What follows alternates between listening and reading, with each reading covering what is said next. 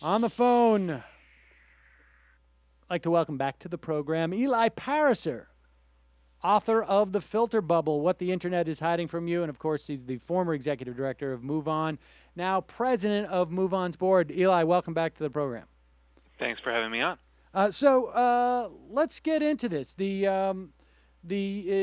book, The Filter Bubble, lays out a case that sort of I guess one could say, one of the benefits of the web is in some ways not fulfilling its promise.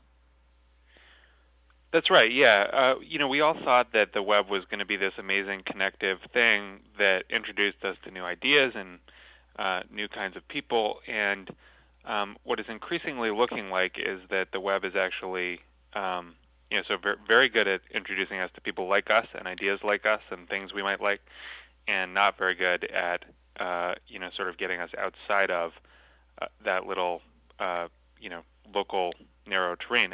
And the way that this is happening is this kind of invisible shift in how websites serve pages.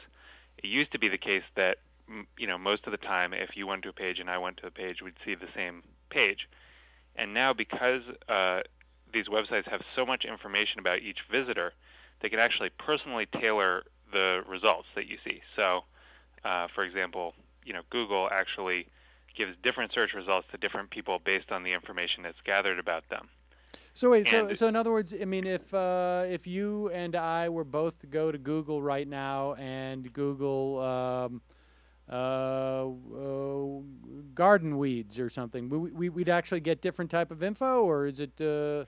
Yeah, and in that case, I mean, the reason that Google is doing this it's not some conspiracy. They're trying to give people the results that they'll click the most, and so with garden weeds, I would get a different thing based on where I am in the country than you might where you are based in the country.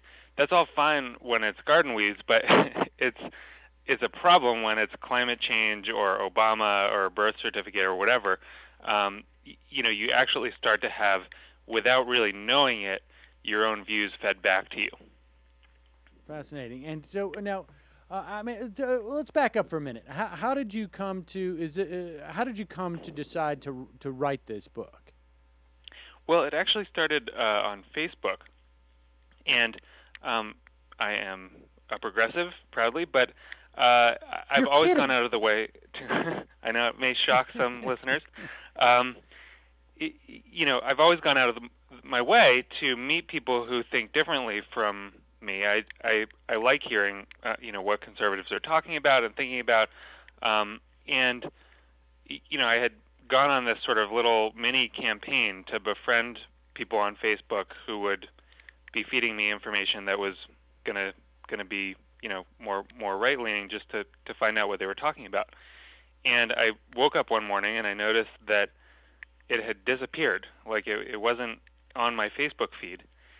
And what Facebook was actually doing was it was saying, yes, you think you want to hear from these people, but actually we're watching every click and every like and every engagement that you make on the site. And we know that while you say you want to hear from conservatives, actually you're clicking more on the liberal links, you're engaging more with those people, so we're going to show you that.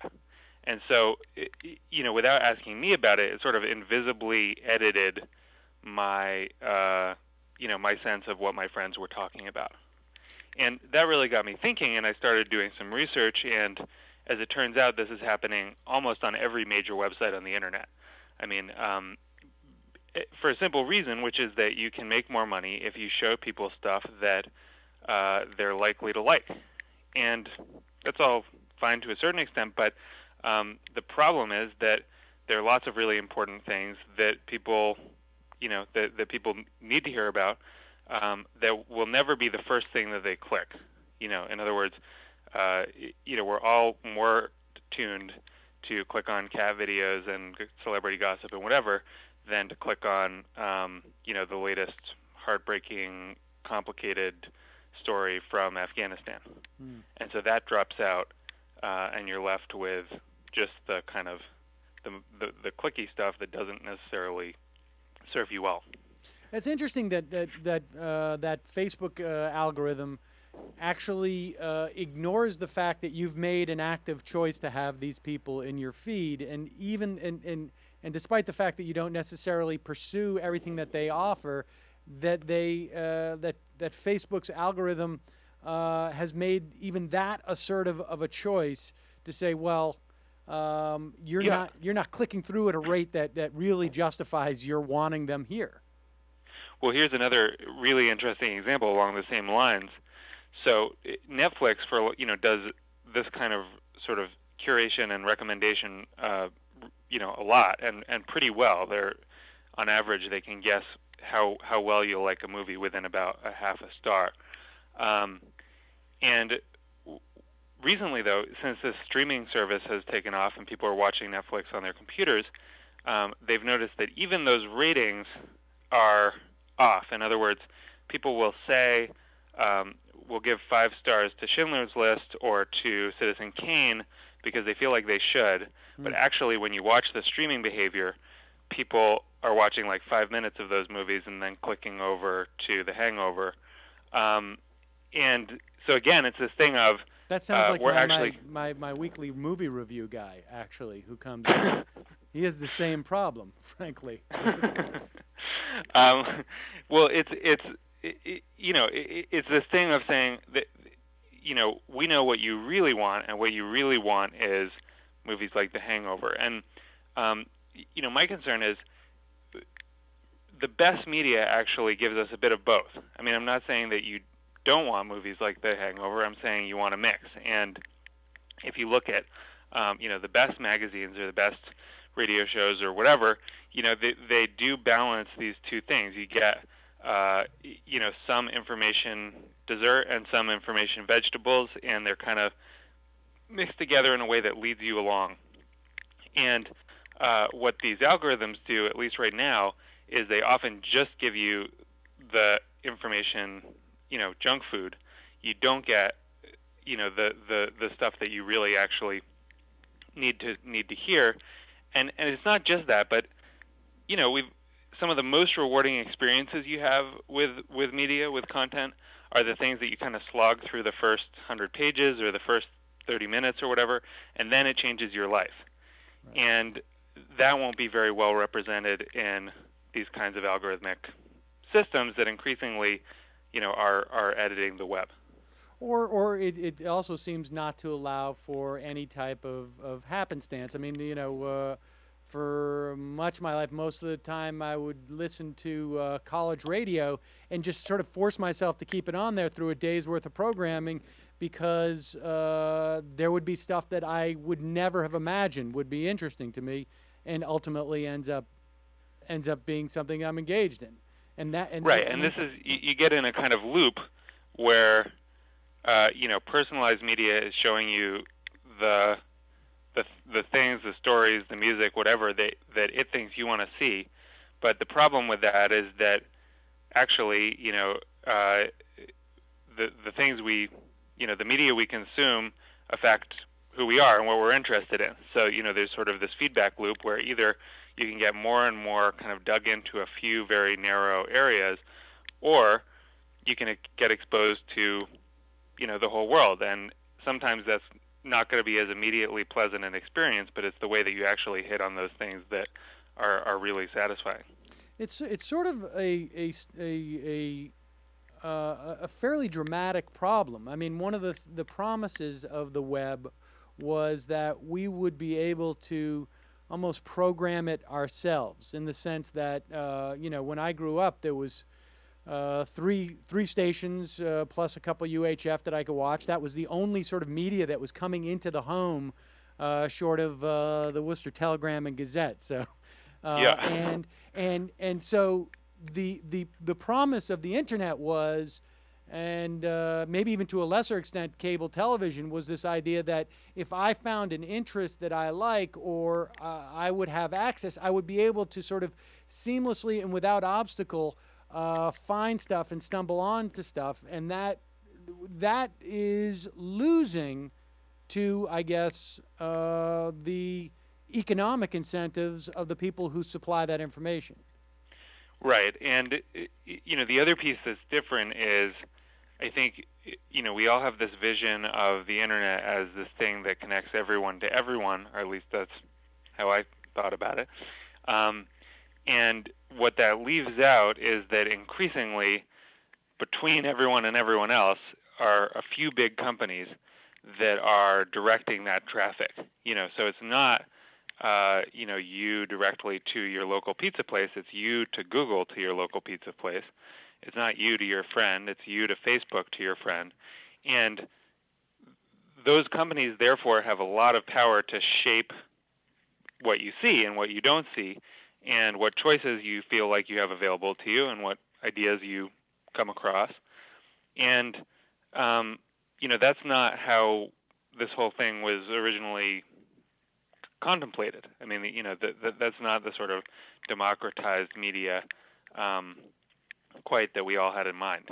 So what's the solution to this? I mean, is there a solution? Is there any way to convince, if Netflix or Google knows what I really want, I guess the definition of that is those things that there's a higher yield, I guess, is really the issue. There's a better chance that they'll be able to monetize it in some fashion. How do we?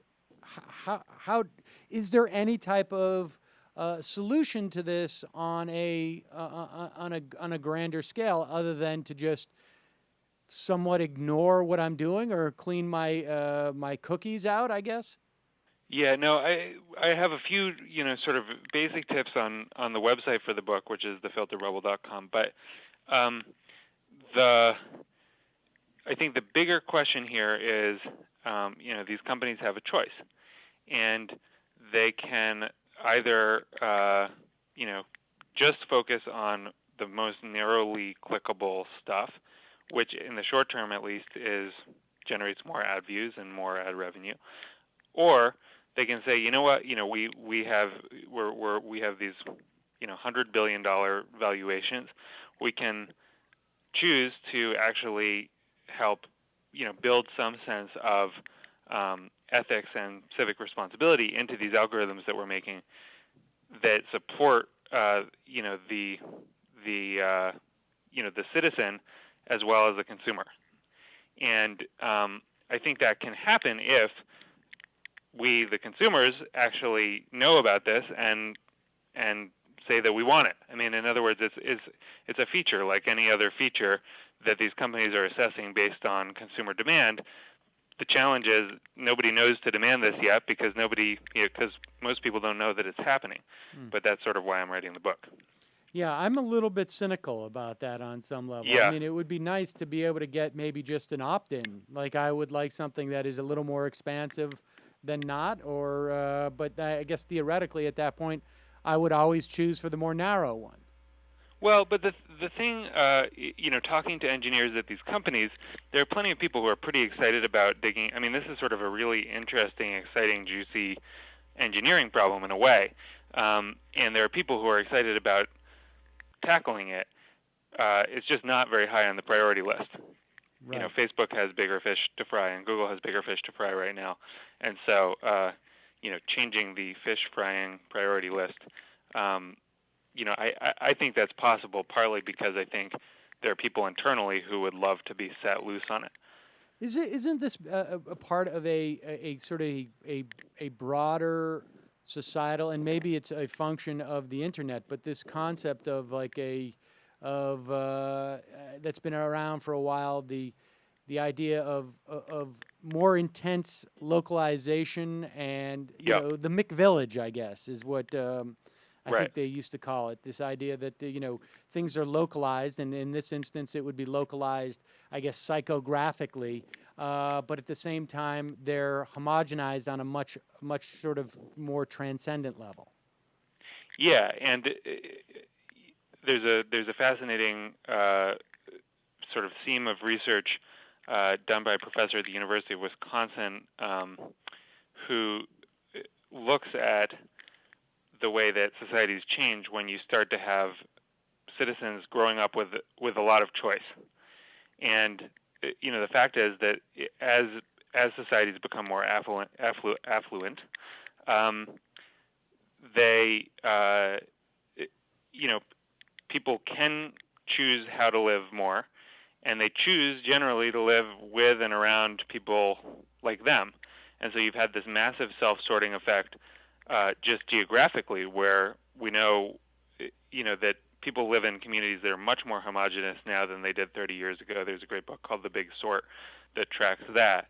This is sort of the same phenomenon happening online, where in the one place where you would hope that you could go outside of your little McVillage, or in my case, my little Brooklyn neighborhood, where everyone is doing a lot of the same things that I am.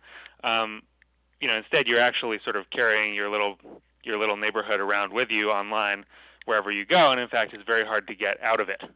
And I think that would be a shame if it would be more than a shame. It would be a real problem if we're sort of unable to escape our own very narrow point of view.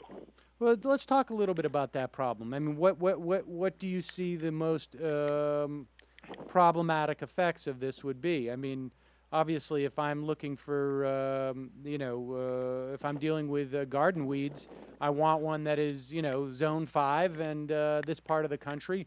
But where else would the other problems come? Well,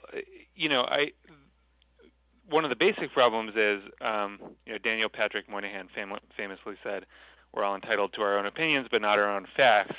And this makes it easier than ever to sort of feel like you have your own facts, and for those facts to diverge quite significantly. And I asked Google about this. I was talking to a PR person, and I said, well, if you have if I'm a 9/11 conspiracy theorist, and I Google 9/11, is it your job? He was saying the thing that we need to show people is just whatever is most relevant for them. And I said, well, but if I'm the 9/11 conspiracy theorist, is it going to be most relevant to show me another conspiracy site, which I'm very likely to click on, or is it going to be most relevant actually to show me that Popular Mechanics article that debunked a lot of those conspiracy theories? And so, and being a PR guy, he said, well, I don't know, we'll have to get back to you. But I think that's sort of the challenge is, not only are your own views being fed back to you in some cases, but you're not even aware that this is happening. So at least when you turn on MSNBC or you turn on Fox, you have a sense of what the editing rule is, what is going to be shown to you, what's not going to be shown to you, and you're making a choice to look at the world through that prism. With this, you don't know on what basis Google is editing things in or out. You don't know who it thinks you are. You don't know, therefore, what's being edited out. And it could be a lot. You wouldn't know. You'd never see it. Fascinating. Well, let me ask you before I let you go. A broader question, more rooted in your experiences as the executive director of Move On, and what is your sense of what's happening in terms of online organization? I mean, I'm wondering if you see any significant changes that have taken place over the past couple of years and where it might be going, particularly on the left, with what seems to be there still seems to be a time of where people are a little bit untethered, basically because with Obama as in office, it has sort of changed the dynamics a little bit from when Move On was the sort of the central focus in a position of almost of defense in some way. Yeah. Well, I think taking off my Filter Rebel hat and putting on my Move On hat, I think there's been a period of realization that there has to be a progressive movement that's independent from, from the Democrats in Washington, from the structures of power, that can actually sort of push forward ideas, and sometimes the leaders in Washington will take them up, and sometimes they won't. But I think that's where things are going, especially on the economic front. There's a lot of exciting activity building this summer around, really putting down a very clear vision for how we should, move forward economically that takes care of the middle class. Since that's not something that we've seen from Washington very much. I think the challenge, which does get back to the book, is being able to communicate broadly about that. And when you're relying on something like Facebook, you do end up. Facebook is now as common a pass-along medium as email is, but you're increasingly just sort of in this world populated by people who think like you. And so, you could have a really big campaign that gets a lot of people who are on the same page together, but you're not necessarily able to make your argument to people who think differently. And that's really one of the big challenges I think that we have right now in online organizing. We can get people together, but we can't necessarily make the argument to people who are on the other side. It's much harder to expand the reach. That's right. Yep. All right. Well, Eli Pariser, the book is The Filter Bubble, What the Internet is Hiding from You. Very interesting stuff. I really appreciate your joining us today on the program.